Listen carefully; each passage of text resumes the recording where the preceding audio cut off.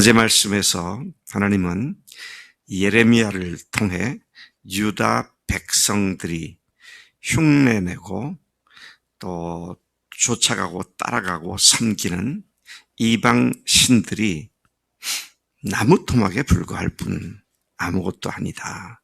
헛것이다. 사람들이 만든 물건, man-made God, 사람들이 만든 실에 불과하다. 그렇게 말씀하시면서 오직 하나님만이 참 신이며 온 우주 만물의 창조주이심을 선포하시면서 멸망을 목전에 둔 유다 백성들로 하여금 하나님께 충실하라고, 하나님께 돌아오라고 도전을 하시고 호소를 하신 말씀이었습니다. 오늘 말씀은 하나님께서 유다로 말미암아 당하시는 아픔과 고통을 예레미야가 토로하면서 자신들 앞에 닥치게 될 멸망을 알지 못하는 그들 유다 백성들에게 다가오는 멸망의 어두운 그림자를 선포하는 말씀입니다. 이러한 경고를 받는 예레미야는 하나님 앞에서 유다 백성들을 죽이고 멸망시키는 자들이 하나님을 알지도 믿지도 섬기지도 않는 자들이므로 하나님 오히려 그들에게 분노를 쏟으시옵소서. 우리 유다 족속들을 멸망시키겠다는 하나님의 징벌로 자신들을 완전히 없어지게 하지는 말아달라고, 우리를 징계하시더라도 완전히 없어지지는 않게 해달라고 호소하며 기도하고 있는 것을 봅니다. 17절부터 다시 돌아가 보면 에워싸인 가운데 앉은 자여. 하나님께서 유다 백성들을 부르시는 호칭, 명칭이 에워싸인 가운데 앉아있는 자들, 그렇게 말씀하고 있는 것을 봅니다. 이들은 이방 신들로부터 에워싸여 있고 온갖 죄악으로 에워싸여 있고 멸망시킨 자들로부터 자들에게 에워싸여 있는 그런 상태를 표현하고 있는 말씀이죠. 이러한 에워싸임은 하나님께서 하신 일이 아니라 유다 백성 자신들의 자업자득의 결과였습니다. 하나님의 사람들은 환경에 휩싸여 사망으로 달려가는 자들이 아닙니다. 하나님의 백성들은 환경에 압도당해서 어쩔 수 없이 환경에 끌려다니는 자들이 아니다. 생각나는 말씀이 있으시죠? 고린도후서 4장 8절에 뭐라고 말씀하셨습니까? 우리가 사방으로 우겨싸임을 당하여도 쌓이지 아니하며 답답한 일을 당하여도 낙심하지 아니하며. 우리 그리스도인들에게 예수님의 죽으심과 부활이 우리의 삶의 가장 소중한 자원이 된 우리들에게 이런 믿음의 선언을 할 수 있는 이유는 모든 악한 상황 중에서 또 최악의 상황인 죽음까지도 부활로 뛰어넘는 믿음을 가진 자들이기 때문이다라는 것이죠. 최종 악한 마귀의 최종 병기, 그게 뭐예요? 사망 아닙니까? 그걸 무력화시킨 것이 부활이니까 그 부활하신 예수님을 주님으로 믿고 사는 우리가 환경에 에워싸여가지고 패배를 당하고 멸망을 당할 그런 자들이 아니다. 참 우리가 이 고린도후서 4장 8절은 늘 마음속에 암송하고 우리가 사방으로 우겨싸임을 당하여도 쌓이지 아니하고 또 거꾸로뜸을 당한다 할지라도 거꾸로뜸을 당하지 않고 답답한 일을 당하여도 낙심하지 않는다. 환경에 쉽게 영향을 받는 자들이 아니다.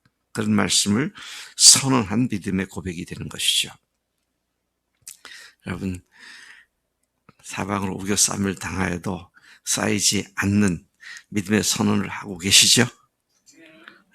뭐 이러니 마귀가 우리를 얼마나 속상해하는지 몰라요.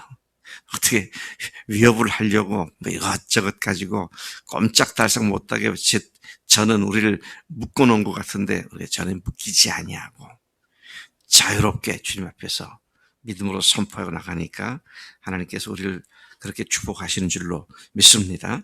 예레미야를 통해 하나님은 계속 말씀하십니다. 내 진보다리를 쌓아야 한다. 여러분, 우리나라 선수들이 외국에 나가서 경기를 하는데 한 번 지면 그 다음에 뭐 해야 합니까? 보따리 쌓아야 합니다. 돌아가야 돼요.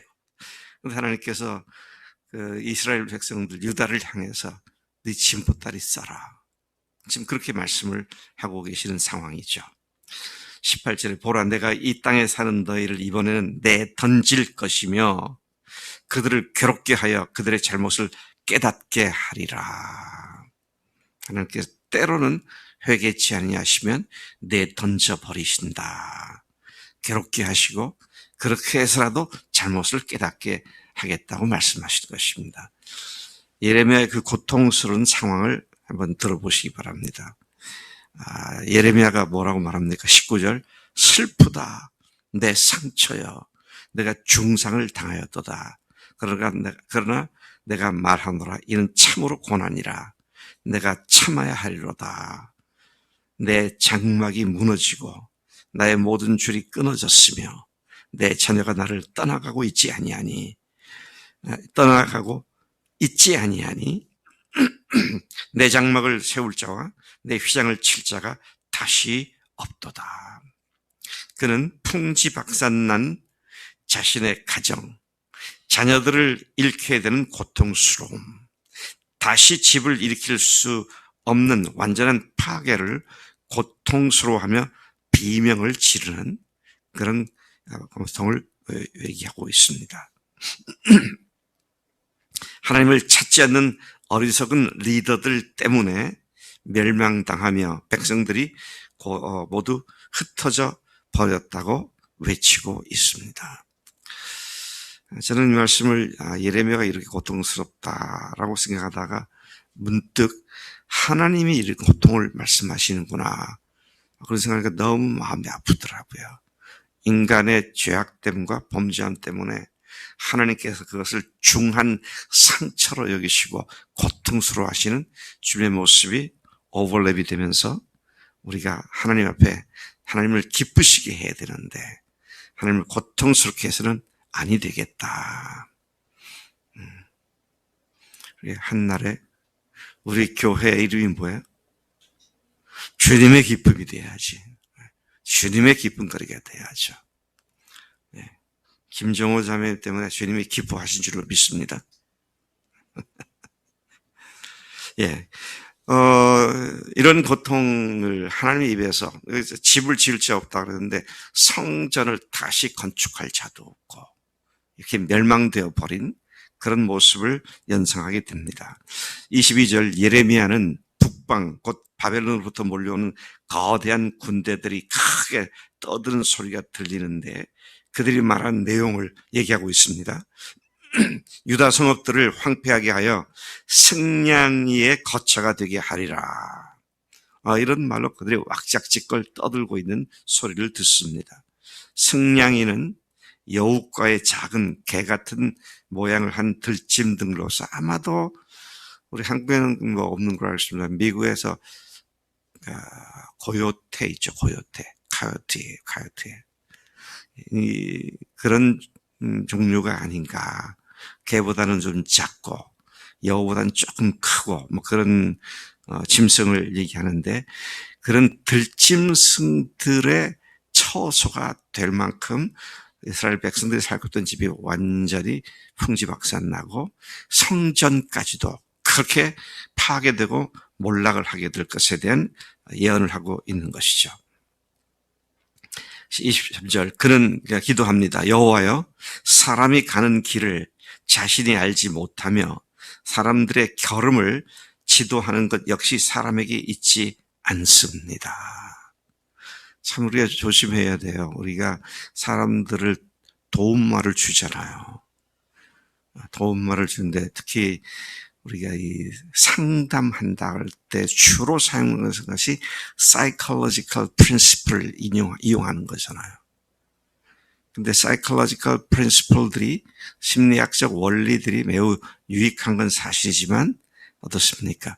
성령의 도구로 쓰임 받도록 해야지 사이콜로기즘이라는 말로도 표현하는데 심리학주의가 맞는 것처럼 그렇게 해서는 안 된다.